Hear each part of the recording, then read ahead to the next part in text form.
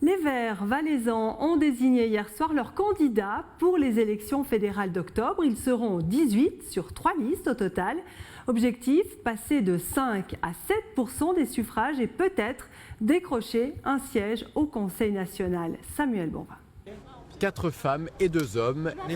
Ils sont 6 à poser sur la photo pour la liste principale. Depuis 1999, les Verts progressent en moyenne d'1% à chaque élection. Cette année, ils veulent passer de 5 à 7%. Raisonnable ou slogan de campagne? Non, raisonnable dans le sens où l'ambition est quelque chose de sain, mais en même temps quelque chose de tout à fait réaliste. Si tous les gens qui se disent sensibles à l'environnement glissent vraiment un bulletin dans l'urne. Pour mettre toutes les chances de son côté, le parti a sorti ses 2 têtes d'affiche, Marilène Volpi-Fournier et Christophe Clivat, avec en prime une candidature aux États pour le député et conseiller municipal sédunois. Je dis toujours que la politique, c'est pas seulement être élu, avoir un siège, mais c'est aussi participer au débat d'idées. Et je trouve extrêmement productif de pouvoir amener des idées nouvelles qui petit à petit vont faire leur chemin.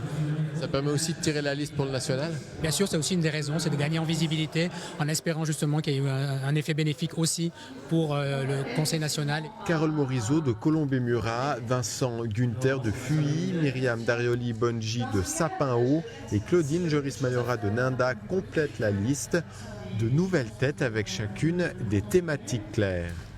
La thématique qui me tient à cœur, c'est la thématique de la consommation, une consommation raisonnée, une production durable qui passe par, à mon avis, par une agriculture et une économie écologique, mais également sociale. Les Verts présentent aussi une liste dans le Haut-Valais et une liste jeune. Décrocher un siège ne semble pas impossible. La coprésidente des Verts suisses l'a rappelé hier soir.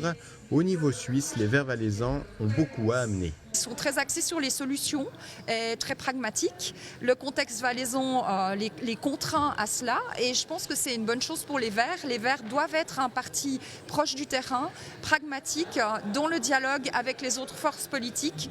Avec l'Assemblée d'hier, les Verts sont le dernier parti à avoir désigné leur candidat pour ces élections fédérales. Jean-Pascal Fournier, nous sommes le 27 mai. Vous avez donc eu votre congrès hier soir, soit 2 mois et demi après le PS, 2 mois après le PDC et le PLR, 1 mois après l'UDC. Pourquoi vous arrivez si tard?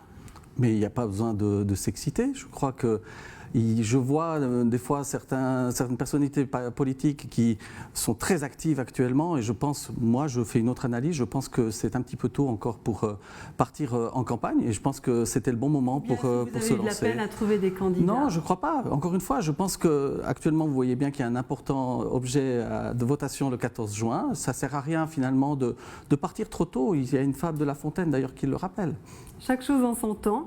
4 femmes sur 6, alors que d'autres partis peinent à en trouver une seule. Vous, c'est quoi votre secret alors pour les convaincre? On n'a pas de secret. Vous savez, les Verts, traditionnellement au niveau suisse, en tout cas, sont le parti qui ont le plus de femmes élues. C'est une réalité et ça se vérifie encore aujourd'hui. Je crois qu'on est parti à la recherche de candidats ou de candidates.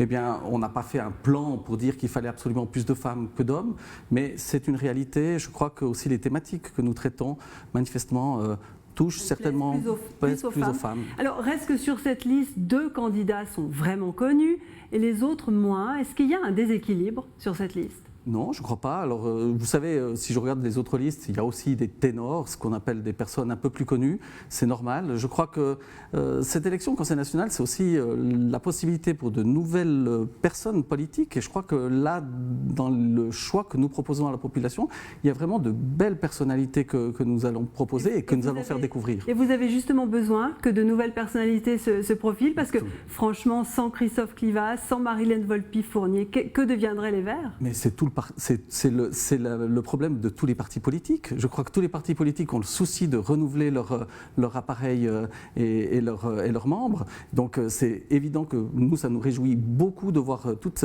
ces candidates, ces candidats. Il y a 7 jeunes, 5 nouvelles personnes dans le Haut-Valais et des nouvelles femmes. Franchement, je pense que je suis ressorti de cette assemblée vraiment ragaillardi et plein d'énergie. Alors l'enjeu plus global, c'est le 2e siège de la gauche. Est-ce que vous le sentez en danger, ce deuxième siège? Écoutez, il y a un danger, il est réel, même s'il y a un 8e siège qui a été attribué au canton du Valais, ce qui nous facilite peut-être un petit peu la tâche, mais je crois qu'il faut vraiment que toutes les forces de gauche se mobilisent pour garantir ce 2e siège. Et puis, alors, c'est clair qu'il y a de notre point de vue l'objectif aussi de peut-être obtenir ce 2e siège chez les Verts. C'est l'objectif qu'on s'est fixé. Un mot sur le ticket du Conseil d'État, donc une candidature verte. Est-ce qu'elle risque d'affaiblir la candidature de Thomas Bourgener, d'après vous?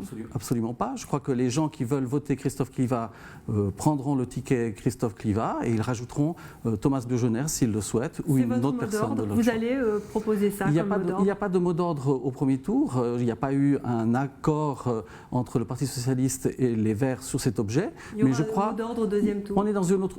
C'est possible, mais je crois que l'électorat est suffisamment mature pour choisir la personne qui veut mettre sur le ticket avec Christophe Kliva. Jean-Pascal Fournier, merci pour cette interview. Merci beaucoup.